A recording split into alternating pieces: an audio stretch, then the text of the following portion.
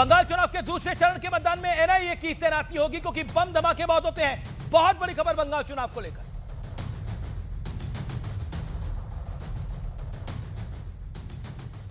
अनुराग ढांडा कुछ कहना चाहते हैं?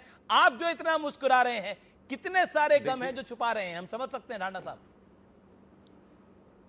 मैं बिल्कुल, हम ये गम छुपा रहे हैं कि वो भी अनकॉन्स्टिट्यूशनल था जो 7 एमपीज को लेके गए हैं, सबकी सदस्यता जाएगी। और ये भी अनकॉन्स्टिट्यूशनल है जो वर्दी में एक ऑब्जर्वर को वहां पे लगाया गया है और वो अब ओवरस्टेप करे अपनी ड्यूटी को और किसी को घर में जाके धमकाने लगे। इन्होंने कहा क्या गलत किया और इतने सारे बयान बताए कि वो ऐसे बोलता है, वो ऐसे बोलता है। वो सारे लोग बिना वर्दी के हैं जो वो सब बोल रहे हैं। ये वर्दी में बोल रहा है व्यक्ति, इसका मतलब इसका कुछ डिसिप्लिन है, इसकी कुछ रूल बुक है। उन लोगों की रूल बुक नहीं है, उन पे केस दर्ज करके आप उनको जेल के अंदर डालिए अगर कोई गलत करता है तो।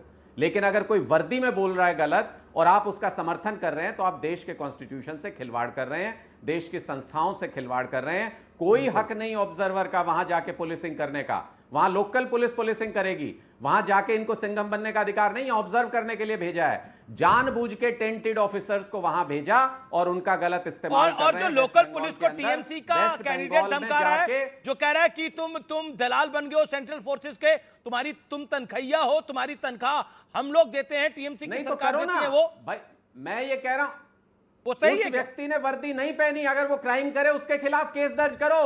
कमाल है, मना कर रहे। मैं ये कह रहा हूं ये वर्दी पहन का एक कैंडिडेट खुल्लम खुल्ला कह रहा है कि तुम तनखैया हो मेरे। मुझे याद आता है आजम खान भी सेम भाषा में बोलते थे, ये पुलिस वाले जो है, ये अफसर जो है वो तनखैया है, इन तनखैयों से मत डरियो। अमीश जी आज आजम खान का क्या हाल है? कर रहे हैं वर्दी पहन के, जूता इन्हीं से साफ कराऊंगा ये कहते थे आजम खान। समर्थन कर रहे हैं। जानकारी है उस वीडियो में वो वर्दी नहीं पहने हुए हैं, जहां तक मुझे ध्यान है उस वीडियो में वर्दी नहीं पहने हुए। अरे वो ऑन ड्यूटी है, प्लेन सिविल ड्रेस में। अरे ऑन ड्यूटी है। अब लीजिए ऑन ड्यूटी पे आ गए। कैसी बातें कर रहे हैं आप? वो ऑन ड्यूटी हैं, वर्दी का मतलब है ऑन ड्यूटी है। ये क्या लॉजिक दे रहे हो आप? अभी आप कह रहे थे वर्दी, अब आप ऑन इसका मतलब ऑन ड्यूटी तो अपनी ड्यूटी में रहे हैं। इस एक मिनट, इसका मतलब अगर कोई स्पेशल ब्रांच का ऑफिसर अगर कोई वर्दी में नहीं है, सिविल ड्रेस में है, स्पेशल ब्रांच का ऑफिसर, तो वो कत्ल कर सकता है क्या? नहीं, ऐसा बिल्कुल नहीं कर सकता, ये बिल्कुल नहीं कर सकता। अनुराग ये बिल्कुल नहीं कर सकता। Anand Ranganathan and TMC. Okay I have to get okay okay Manojit Mandal आपके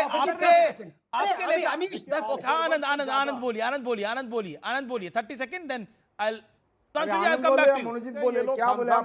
देखिए मैं अपने डिबेट हो रही है। मैं अपने बड़े भाई सुधांशु जी से एक बात पे डिफर करता हूं, जिन्होंने कहा ना कि जो बाकी पैनलिस्ट बैठे हैं कांग्रेस, समाजवादी पार्टी के और सीपीआई के, इनका कोई रोल नहीं है बंगाल इलेक्शन में, कुछ इन्वेस्टमेंट नहीं, गलत है। इनके डिपॉजिट हैं जो कि लूज होने वाले हैं। लेकिन मैं डांडा साहब से एक बात पूछना चाहता हूं, सीधे सीधे हाँ या ना में जवाब दीजिए। क्या राहुल गांधी गलत हैं जो उन्होंने कहा कि तृणमूल ने टेरर फैलाया हुआ है बंगाल में? हाँ या ना? अरे राहुल गांधी वहां बीजेपी का प्रचार करने के लिए गए हुए हैं और वो कर रहे हैं अपनी तरफ से। बीजेपी के वहां वेस्ट बंगाल के हैंडल पे राहुल गांधी का बयान चल रहा है। इसमें कोई मतलब इसमें कोई रामायण इतनी बड़ी नहीं है। अनुराग पर पंजाब में तो आप और राहुल गांधी साथ ही लड़ोगे ना चुनाव? अब ये कब हुआ अमीश जी? मैं पूछ रहा हूं, ये आपको किसने बताया? मैं सवाल पूछ रहा हूं। पंजाब में तो आप लोग साथ ही लड़ोगे, दिल्ली में साथ लड़े थे आप। कांग्रेस प्रिंसिपल ऑपोजिशन पार्टी है, पंजाब में बिल्कुल नहीं लड़े थे। दिल्ली में साथ किसने कह दिया आपको? लोकसभा में लड़े थे आप। फैक्ट्स कहां से लाते हैं आप? मैं लोकसभा में आप 2024 में चुनाव साथ लड़े थे, दिल्ली में 7 में से 4 पे वो लड़े, 3 पे आप लड़े। भाई देखिए, लोकसभा चुनाव में लड़े तो थे आप साथ में। मैं वही कह रहा हूं, अब आप चुनाव छोड़ के दिल्ली का लोकसभा पे पहुंच गए।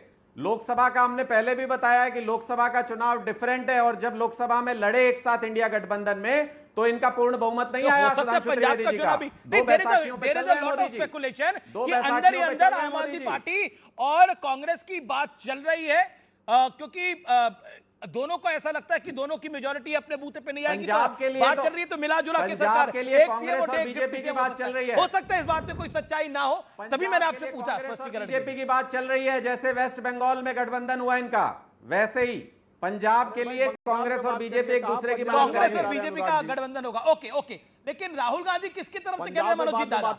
राहुल गांधी किसकी तरफ से खेल रहे हैं मनोजीत दादा? नहीं नहीं यार, वो फिर भी ये सुधांशु जी और रंगनाथन जी के ऊपर तरस आ रही है।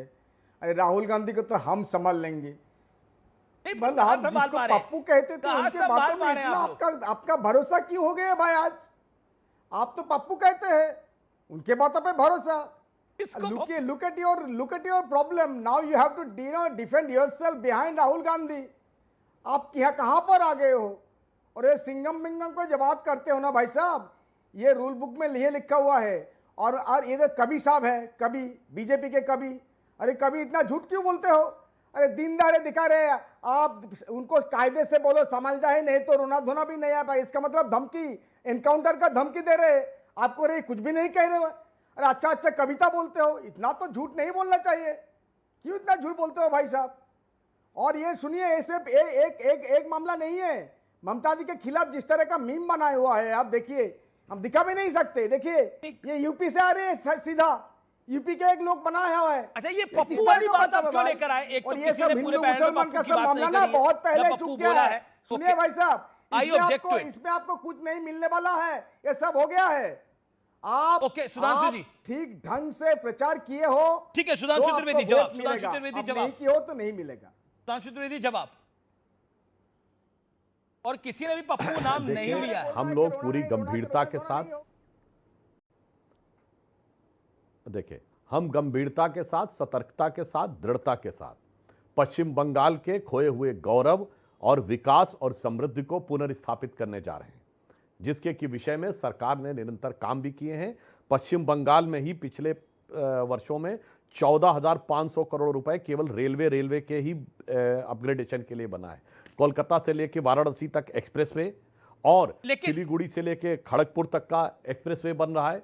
डेवलपमेंट के जो भी काम, इवन जो आपका हावड़ा पोर्ट है, लेकिन राहुल गांधी को अब आप सीरियसली क्यों ले रहे हैं? ये सवाल आया है। लेकिन आप तो उनको कुछ और समझते थे, अभी टीएमसी ने बोला, आप उनको सीरियसली क्यों ले रहे हैं राहुल गांधी को? 10 सेकेंड। हमने तो सिर्फ ये कहा कि आप दोनों की दोस्ती है, आप दोनों की दोस्ती, आप ये बताएं कि आपका दोस्त सही कह रहा है कि नहीं। हम तो दोनों ही को सीरियसली नहीं लेते, हमें तो भली बात ही पता है। उसका कारण क्या है कि राहुल गांधी जो बात कहते हैं वही पश्चिम बंगाल की तृणमूल कांग्रेस कहती है। मैं मनोजीत मंडल जी से पूछना चाहता हूं कि ये लोग बांग्ला अस्मिता की इतनी बात करते थे, तो भाई आपने अपने घोषणा पत्र का नाम इश्तेहार क्यों रखा है? इश्तेहार तो बांग्ला का शब्द नहीं है। बिल्कुल, मैं एक विज्ञापन के लिए आप कहते हैं। जी, मैं आपको रोक रहा हूं। फिलहाल टक्कर में आज के लिए इतना ही। कल अपना वोट जरूर डालिए बंगाल के चुनाव में। यह चुनाव निर्णायक है, ऐतिहासिक है। नमस्कार, शुभ रात्रि, गुड नाइट।